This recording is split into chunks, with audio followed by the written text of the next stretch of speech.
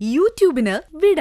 സൂര്യയിലെ എല്ലാ പരമ്പരകളും സംരക്ഷണത്തിന് ശേഷം തികച്ചും സൗജന്യമായി സൺ നെക്സ്റ്റ് ആപ്പ് ഡൗൺലോഡ് ചെയ്യൂ. കണ്ടാസ്വദിക്കാം നിങ്ങളുടെ പ്രിയ പരമ്പരകൾ.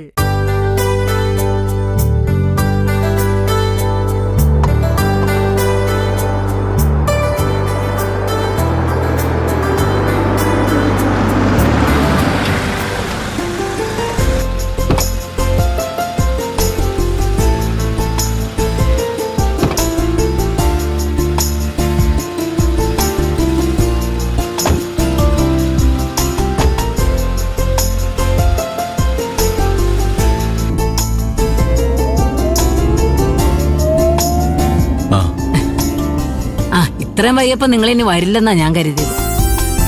വരാതെ പറ്റില്ലല്ലോ ഭാനുമേ. അത് ശരിയാ. യാത്രയൊക്കെ എങ്ങനെ ഉണ്ടായിരുന്നു?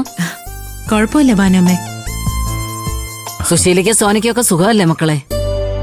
നാടും വീടും ഒക്കെ നിങ്ങൾക്ക് ഇഷ്ടായോ? കുഴപ്പമൊന്നുമില്ല.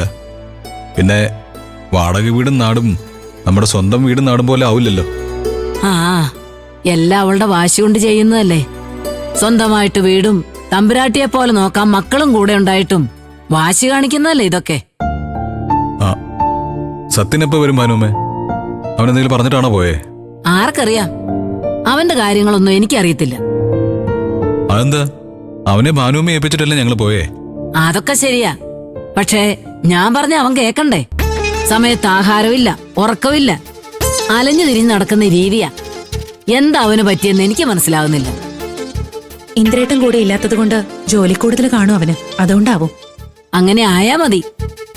ഇനി അഥവാ ജോലി ഭാരം കൊണ്ടായാ തന്നെ ശരീരം നോക്കാതെ ഇങ്ങനെ മരിച്ചു കിടന്ന് പണിയെടുക്കുന്ന എന്തിനാ? സത്യം വരട്ടെ, ഞാൻ അവനോട് സംസാരിക്കാം. നീ വേണം മോനെ അവനെ പറഞ്ഞു തിരുത്താനും നേർവഴി കാട്ടിക്കൊടുക്കാനും.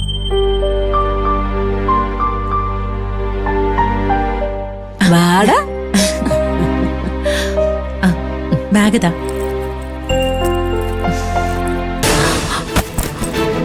എന്താ അനു? അനു, എന്താ പറ്റിയേ? എന്താ? തല കറങ്ങുന്ന പോലെ. ഇത്ര സമയം കാറിൽ ഇരുന്നേന്റെ ആവും. നീ മോളെ അകത്തുകൊണ്ടിരുത്തി എന്തിനാ?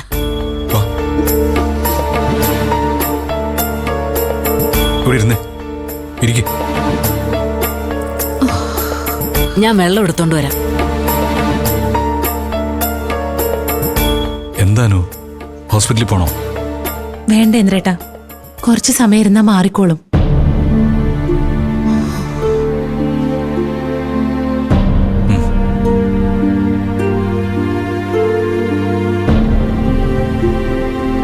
കുറച്ചുകൂടെ കുടിക്കേ.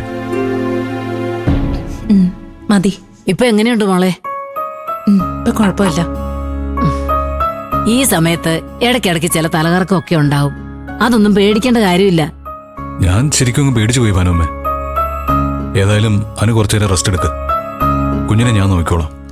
ഏയ്, എനിക്ക് കുഴപ്പമൊന്നുമില്ല ഇന്ദ്രേട്ടാ. സത്യം വരുമ്പോഴേക്കും ഞാൻ അത്താഴമൊക്കെ റെഡിയാക്കാം. ഇപ്പൊ വേണ്ട, കുറച്ചു നേരം റെസ്റ്റ് എടുക്ക്. അതെ മോളെ. പിന്നെ കുറച്ചൊക്കെ ഞാനും റെഡിയാക്കി വെച്ചിട്ടുണ്ട്.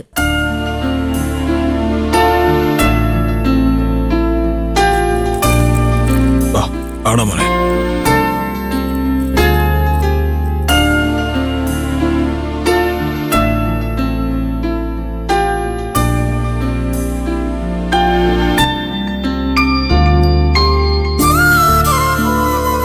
ഇന്ദ്രൻ നിന്നെ സ്നേഹപൂർവ്വം ശുശ്രൂഷിക്കുന്ന കാണുമ്പോ മനസ്സ് നിറയുക.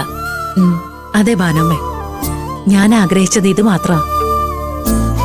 പിന്നെ പറമോളെ, നിന്റെ അമ്മായിയമ്മ എങ്ങനെ ഇരിക്കുന്നു? പിന്നെ പറമോളെ, നിന്റെ അമ്മായിയമ്മ എങ്ങനെ ഇരിക്കുന്നു? അതൊന്നും പറയാതിരിക്കുന്ന ഭാനുമേ നല്ലത്. എന്താ മോളെ, നീ കാര്യം പറ. സോനിയുടെ പെരുമാറ്റത്തില് നല്ല മാറ്റമുണ്ട് ഭാനുമേ. പക്ഷെ അമ്മയ്ക്ക് ഒരു മാറ്റവും ഇല്ല. ഓ, അങ്ങനെയാണോ?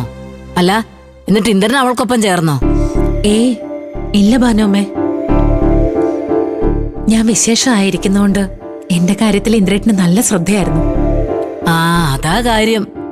നിന്നെ ഇന്ദ്രൻ സ്നേഹിക്കുന്നതും ശുശ്രൂഷിക്കുന്നതൊന്നും സുശീലയ്ക്ക് ഇഷ്ടപ്പെട്ട് കാണില്ല. അതെ. ഇതിലെന്താ ഇത്ര അത്ഭുതം? അതാണല്ലോ സുശീല. വീട് മാറിയെന്ന് പറഞ്ഞ് അവളുടെ സ്വഭാവം മാറുവോ? ഹ, നീ കേട്ടിട്ടില്ലേ മോളെ, പട്ടിയുടെ വാല് 12 കൊല്ലം കുഴലിലിട്ടാലും അത് വളഞ്ഞു തന്നെ ഇരിക്കും. നീ അതോർത്ത് വിഷമിക്കണ്ട. നിന്റെ ഭർത്താവ് നിന്നെ സ്നേഹിക്കുന്നുണ്ടല്ലോ, സംരക്ഷിക്കുന്നുണ്ടല്ലോ, അത് മാത്രം ഓർത്താ മതി. നമ്മൾ ആഗ്രഹിച്ചതുപോലെയല്ലേ ഇപ്പൊ അവൻ നിന്നോട് പെരുമാറുന്നത്.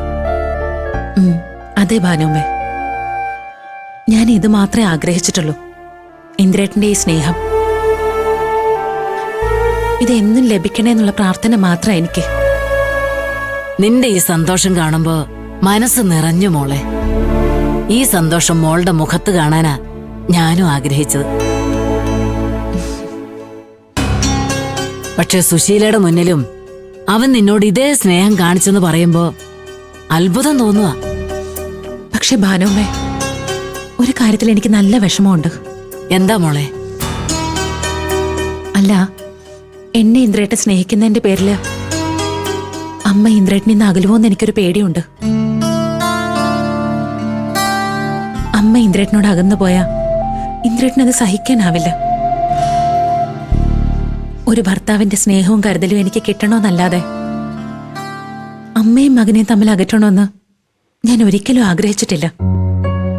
നിനക്കിതെന്താ മോളെ? അമ്മയുടെ ഭാഗത്തെ തെറ്റ് മനസ്സിലാക്കി അവൻ സംസാരിക്കാൻ തുടങ്ങിയെങ്കിൽ സന്തോഷിക്കേണ്ട കാര്യമല്ലേ അത്? മോള് ധൈര്യമായിട്ടിരിക്കെ, എല്ലാം നല്ലതായേ വരൂ. ഇപ്പൊ ഇന്ദ്രൻ കാണിക്കുന്ന ഈ സ്നേഹവും കരുതലും നാളെ സുശീലയുടെ ഭാഗത്തുനിന്നും ഉണ്ടാവും. അതിനുവേണ്ടി നമുക്ക് പ്രാർത്ഥിക്കാം.